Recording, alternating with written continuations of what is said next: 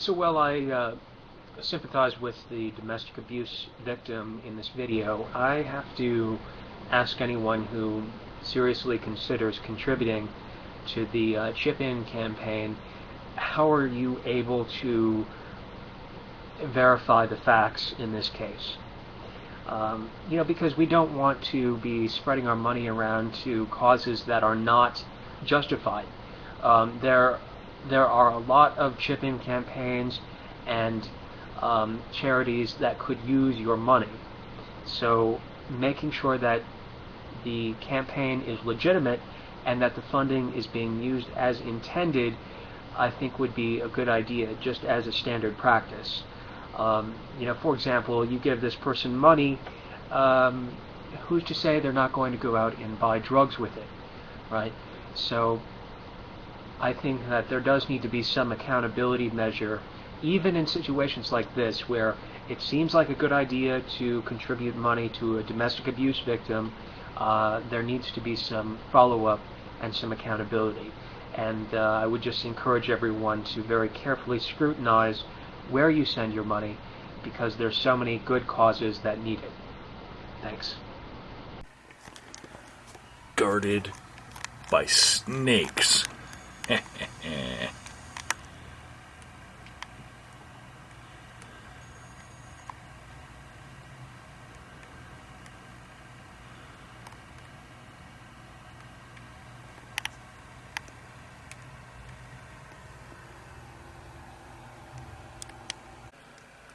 So it's a couple hours later. It's almost nighttime, and my window snake, he seems to be really interested with the crevices and cracks. And he was playing up there in the spider web I had in the corner on the outside of the window. I think he might eat spiders and miller moths.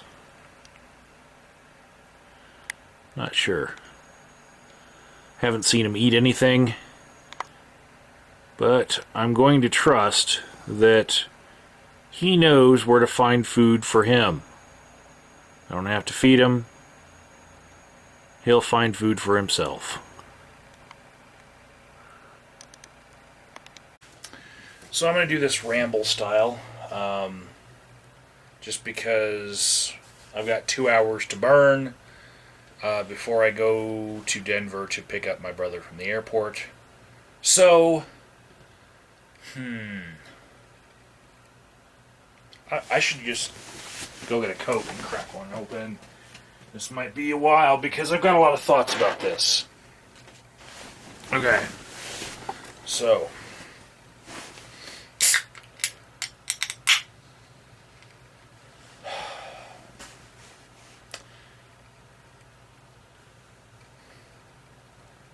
I've seen for this overnight mirroring of Magenta's charity, I've seen some trolls come out of the woodwork. And I'm going to say this goes beyond just the concern that you saw in that clip. But that clip, that somebody would make that clip, is wow.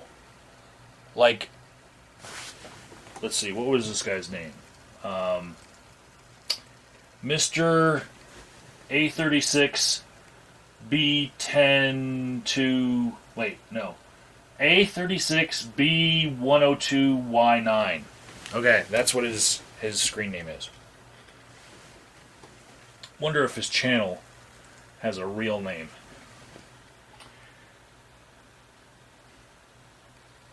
Okay, I'm just going to call you Bushy Beard.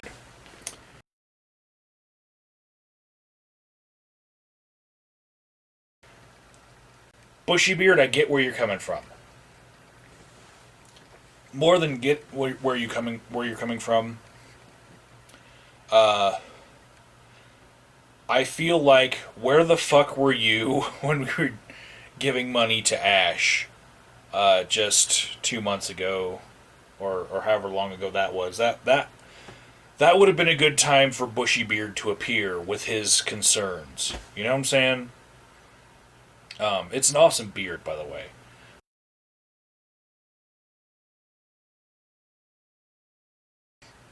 So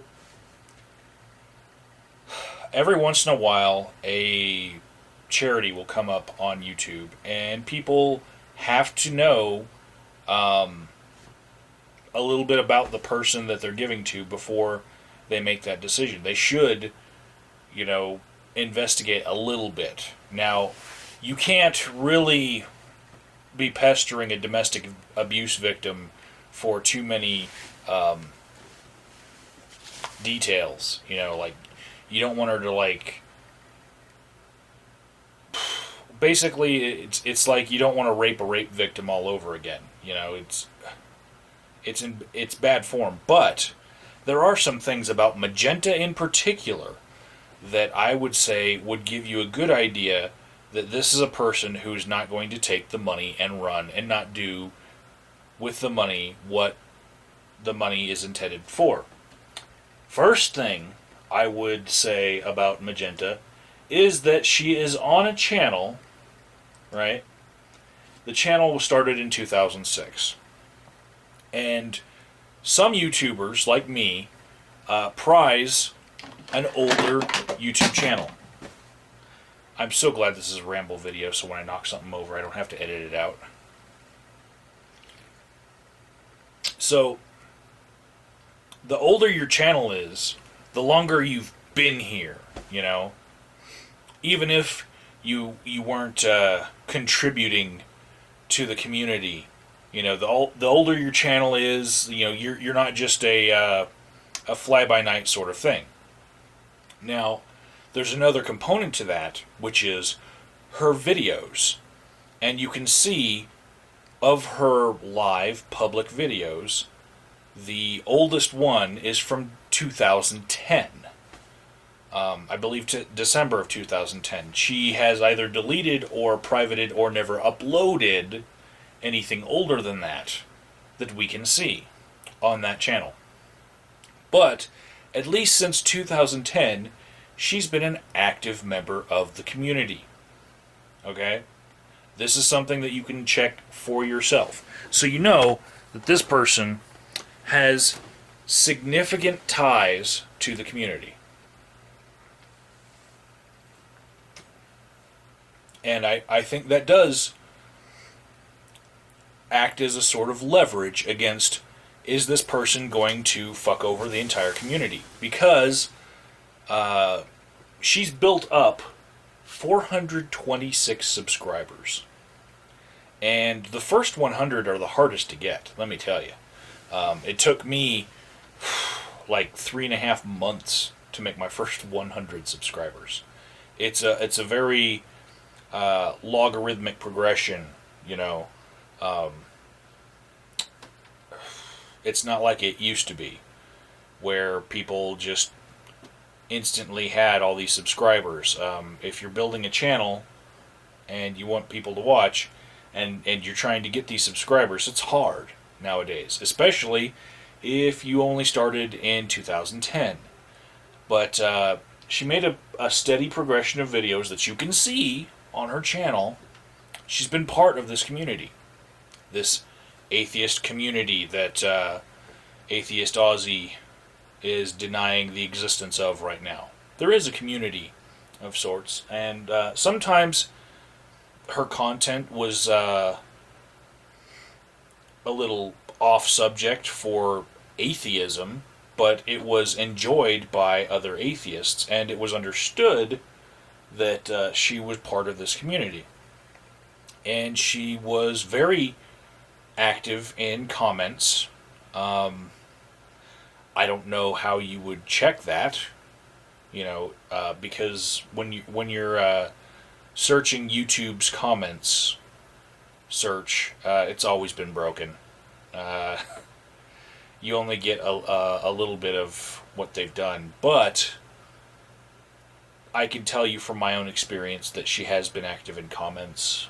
You can check her feed, but you know that's only good since the last layout change. What else can you say? Well, basically, if she were to take money and then not make a video saying, hey, I'm in this place and this is what I did with money, then people would start trolling. In this kind of community, that's just what happens. People get trolled. Uh, and I think that she's the kind of person that would care about coming back to the community. And significant ties is something that a lot of governmental organizations take into consideration when they're making certain decisions. Even if they get it wrong, my aunt, I call her Tia Gladys, in Panama, she wasn't allowed to visit the United States because her being a grandmother in Panama and having a whole bunch of family and being the only source of babysitting for working family members, that wasn't significant enough ties to her community when she was first applying for a visitation visa. But she did finally get to visit the U.S. in 2008 when my sister died, because she got to visit her before she died. And so, yeah, there was another circumstance there. But anyways, ties to the community is something that you can consider. Now, lately, I've given to things that I do not know anything about, just because I have trusted the people who were in it. And, they haven't broken my trust. I just gave, I'm not going to say how much, but it was a very small amount, to Trolling with Logic with a 12-hour marathon. And the reason why I did it was not because of whatever homeless thing that they were doing. That was not it. What led me to give was, I had a charity once, and somebody who was in that charity was, who had an hour slot in that marathon. I wanted to give while they were having their hour, because when I was asking for help, that person helped me, and I was returning it, in a way. I mean, I think I was affected a little bit more personally than this person was, but there are a few people, even not subscribed to me, people who I respect the fuck out of, and they don't even respect me, who have unsubscribed from me because of drama. I still respect them. They were there for me, and whenever they are in a charity thing, I'm just going to look at it and say, well, is this the time that I'm going to help them out,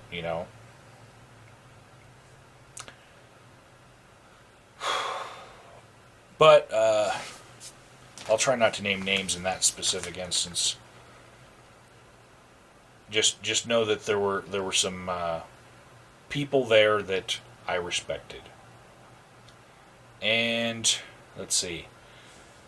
Later on this year, I've already announced in 2 different videos, that I have things to submit for the MSF charity coming in September.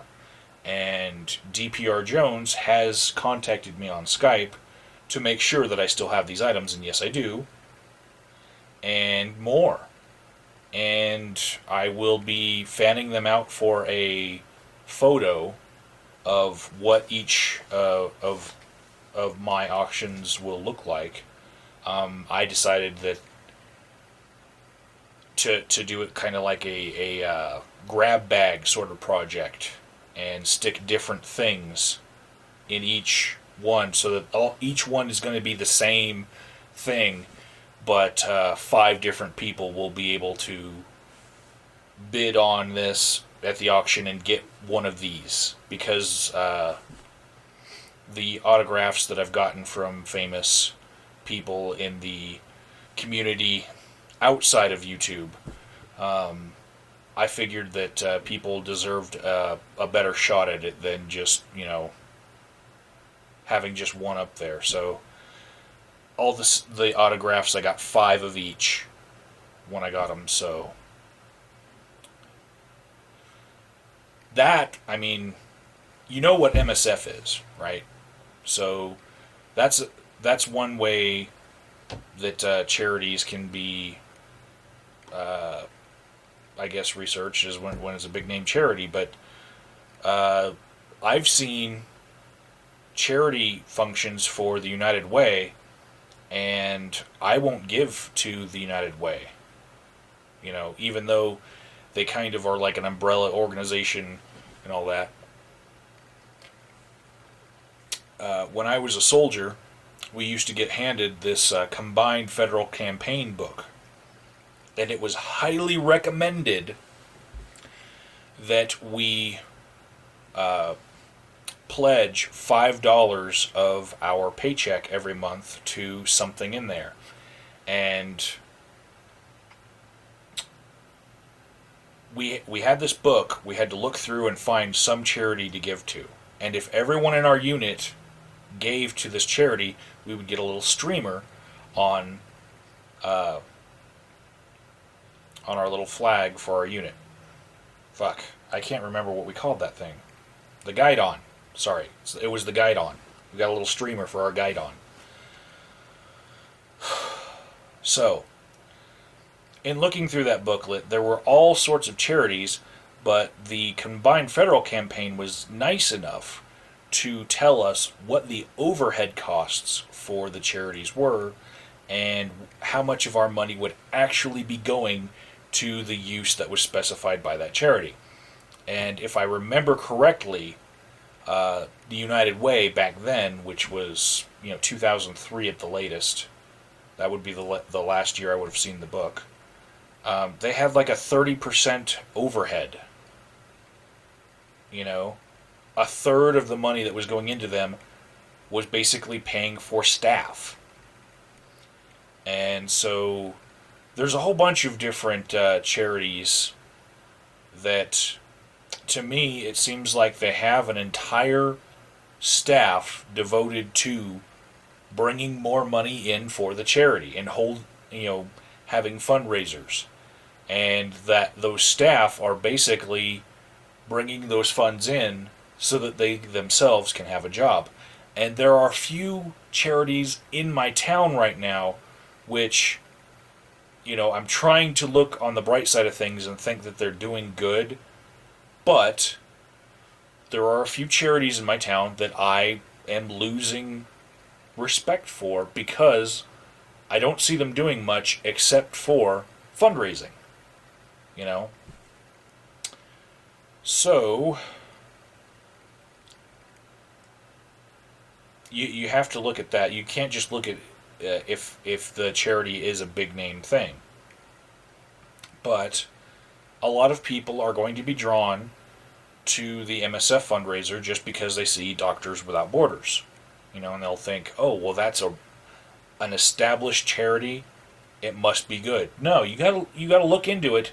If you're going to be upset that you gave your money to Doctors Without Borders because you're giving a large chunk of money, you should look in and see, well, how much of it is overhead, and how much of that overhead is actually the doctors, or the people transporting the doctors, or the people prepping the bags that the doctors get, and how much of that overhead is PR,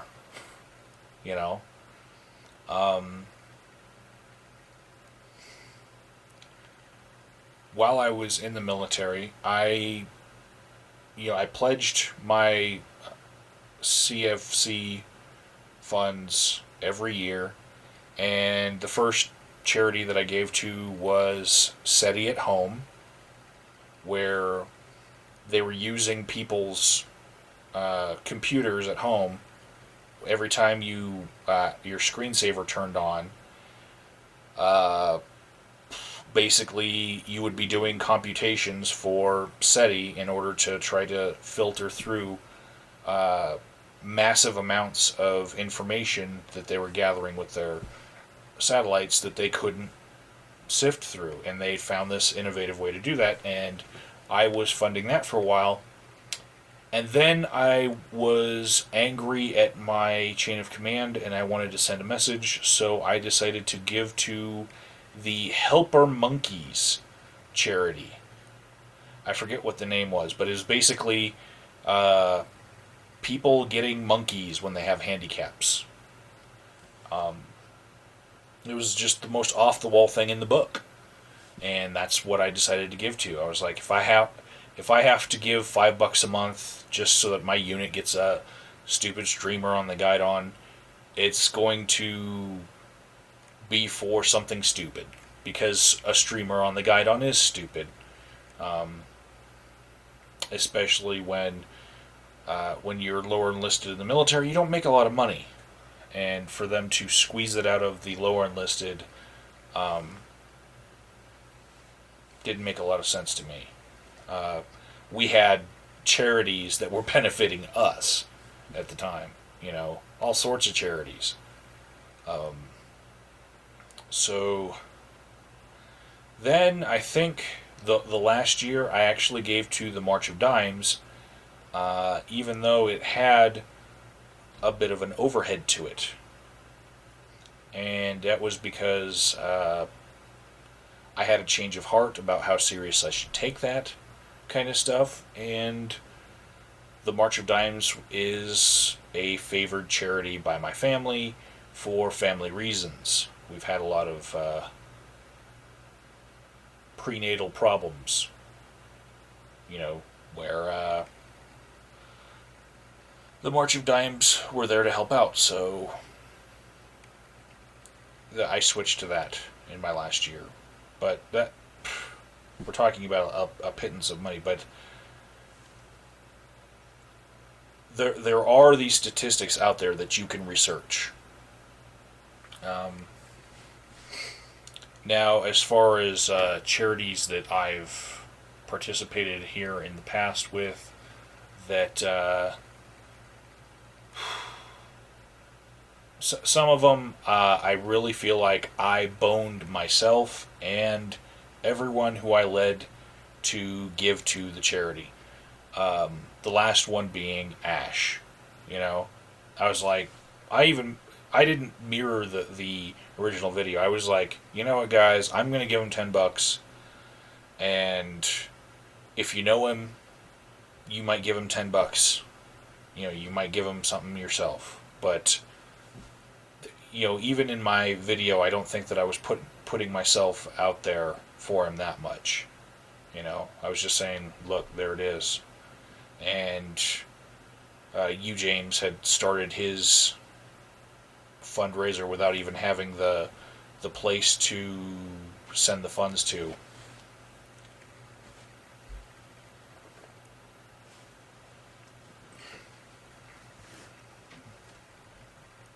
So it was really informal.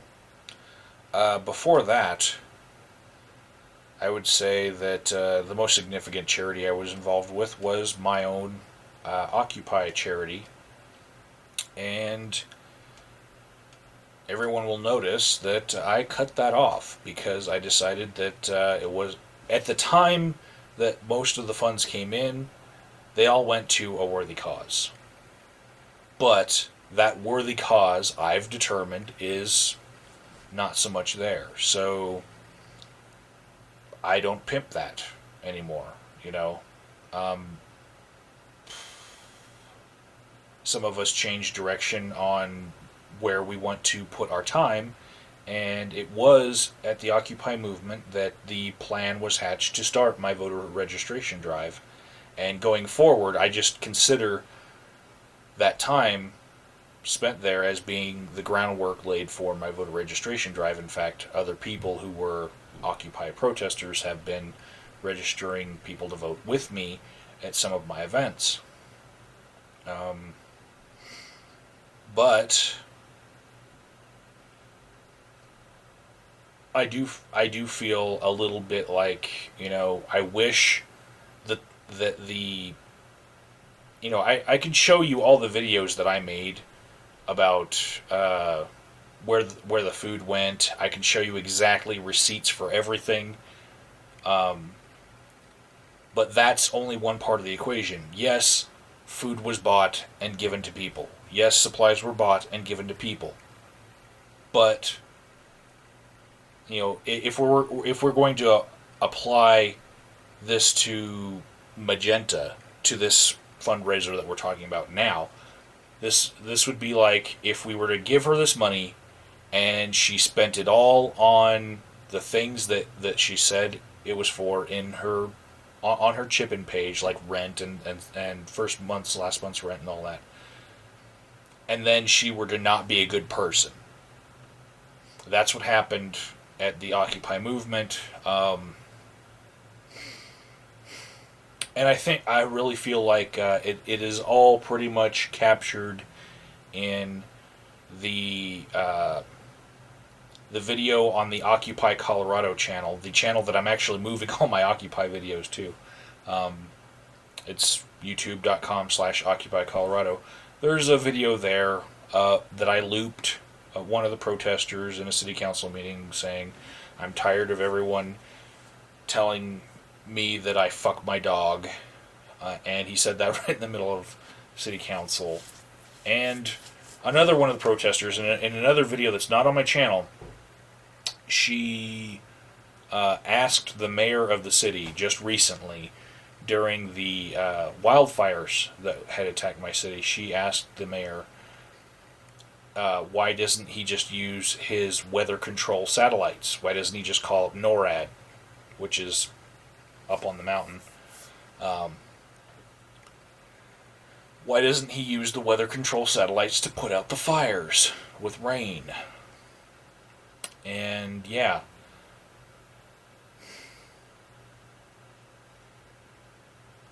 See, most of my subscribers, when they hear that, they're going to be like, "Oh, where's that fucking video?"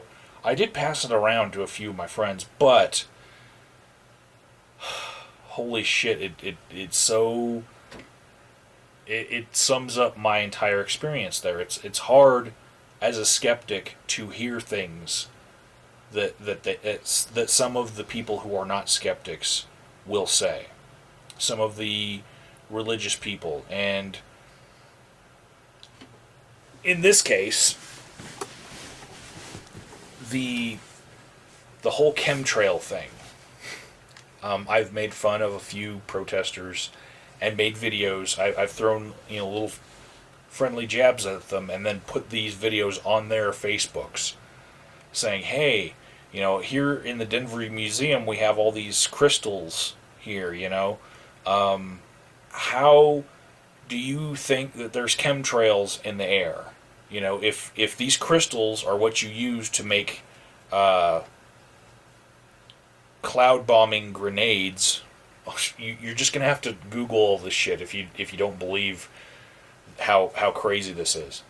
They take these crystals and they put them in acrylic and they surround them with like pieces of copper shavings and shit, and then they take them. It has to be a double terminated quartz crystal, by the way, and naturally so, not something that was cracked into two terminating points. No, it has to be naturally a two terminating point quartz crystal. Anyways, they take this thing after they pour the acrylic in and it sets, and they call that a cloud busting grenade, and then they bury it in parks and stuff, and they think that is protecting their area from chemtrails, which are being used by the U.S. government by taking the HARP array and microwaving the particles that they're putting in the air, because everyone knows that when you put a spoon in the microwave, it reacts. So, imagine little tiny pieces of metal that they're putting in the air. I don't buy any fucking bit of it. And when Rita asked the mayor if he thought about using the weather control satellites to to drown out the fire, I was thinking, well,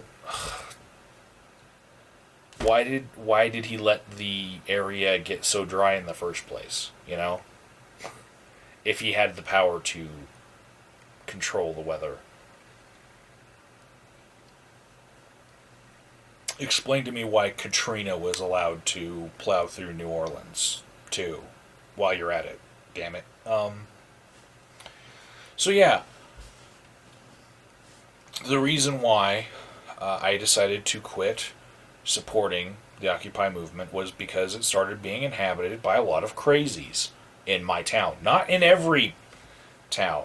Some towns they still have a strong Occupy movement that it's getting things done. In my town, the whole part where you can't turn people away and it's a all inclusive movement of the 99%, that taught me that you really have to be selective. So when I allow people to register people to vote with my voter registration drive, first I vet them. I have to know them first. We don't take anyone and teach them how to be a circulator, because there are some whack jobs out there. Real freaking whack jobs. So, yeah, the other thing about the Occupy movement that I kept on hearing while I was there, when things were falling apart and these crazies were pushing out all of the hardworking, dedicated people that I'm still friends with, these crazies would say things like, well, maybe that's what Anonymous intended after all.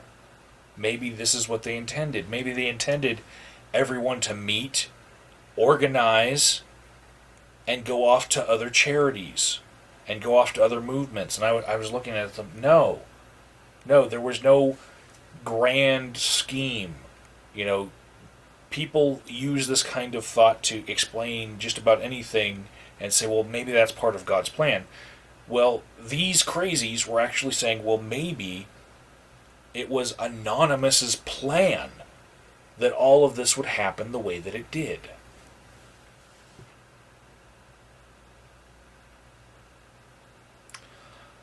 And I draw a parallel. I really do. It's religious think in protesting speak. It's so hard to deal with. This treating of Anonymous as some mystical, magical think tank of basically omniscience. That they know what's going to happen. They're smarter than the government somehow, and they're one step ahead of them because they are Anonymous, and they have these giant fucking brains that could have foretold all of the different things that happened at each and every individual Occupy movement, of which there are thousands, and they know about all the drama that goes on. They know if you've been naughty or nice. So yeah, I when I stopped seeing any sort of actual progress, and all that they could ever do was hold a sign on a street corner, and they can't even do that for more than an hour a day anymore, and not even every day, I decided to quit asking my YouTube audience to support that. A group of them broke off because they couldn't oust the crazies. That's something that's filmed and on the Occupy Colorado channel, that moment. And it was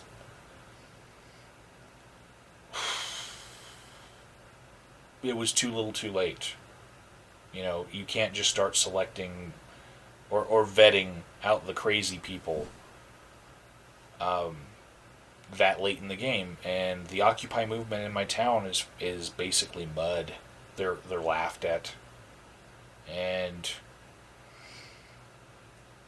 the group that split off made Occupy Pikes Peak, and a couple of those people had to quit occupying altogether because the other Occupy group, Occupy Colorado Springs, the crazies in it kept on doing public crazy things and were starting to do things like dock drop some of the people who tried to make Occupy Pikes Peak something respectable.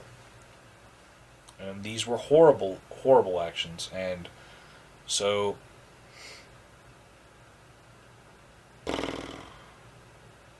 yeah. It was a good charity for a while. It fed homeless people. And even in the face of some of the protesters there thinking that this is not a homeless food drive, you know. They were saying, we have better things to do. What happened with my charity money, people could see, like, every time I got money, I was buying food and supplies and taking it to them, you know. And so I have the feeling that people knew what they were getting into after, the first 2 or 3 go-rounds. So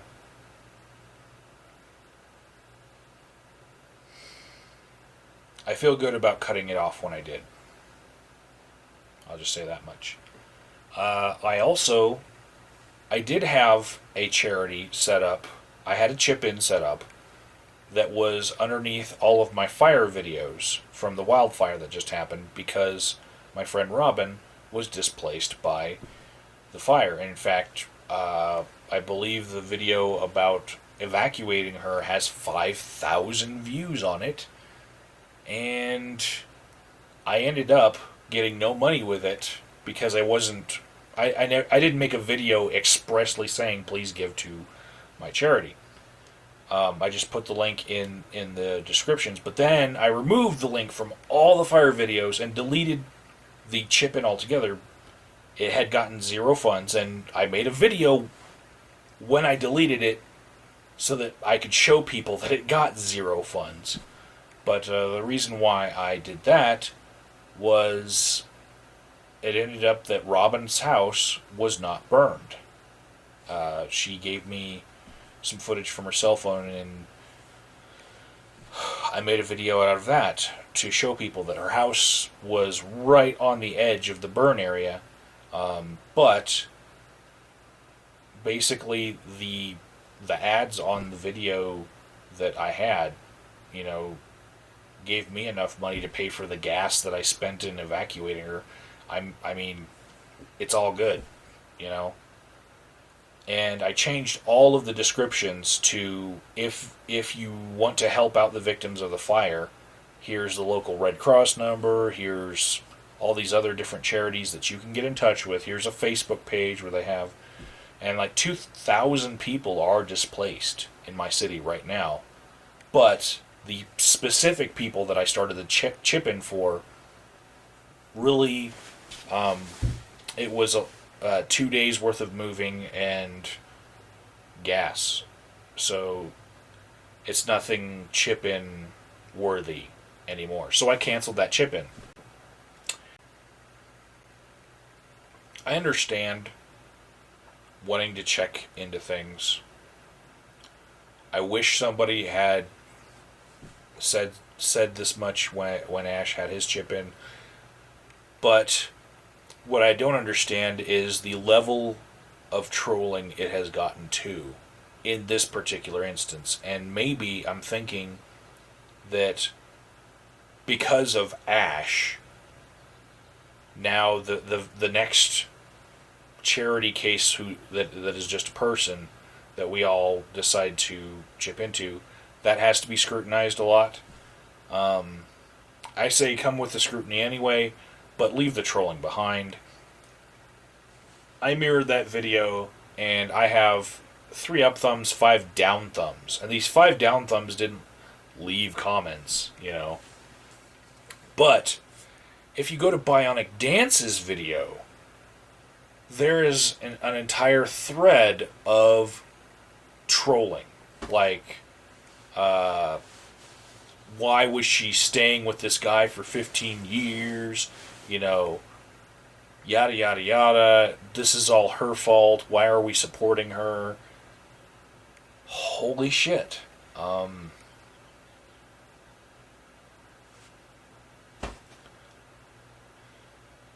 It's over the top. Go to Bionic Dance's mirroring of the charity thing. Read the thread, and there's all sorts of people getting into a fight over this. And you know what? I'm just gonna fucking put mine to comments not available. You can't fucking put comments on it. Fucking brain fart. I'll just do that right now. Because I don't want that same kind of trolling happening on my version of the video. Even though I've already got 5 down thumbs.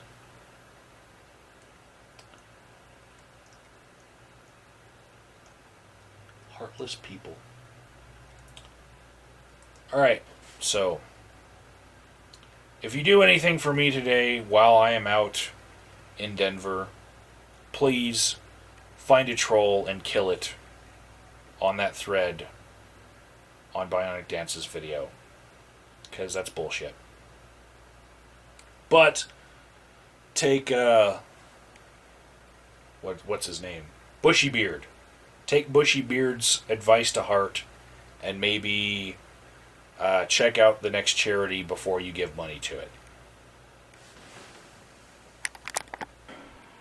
So I'm editing together the video that you guys are watching right now, and the sun is just coming up, and I was thinking I'd get a good shot of the snake, and I thought, oh, maybe he's gone, right?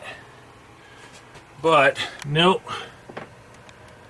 Right there. Sleeping on my window ledge. Still has not left.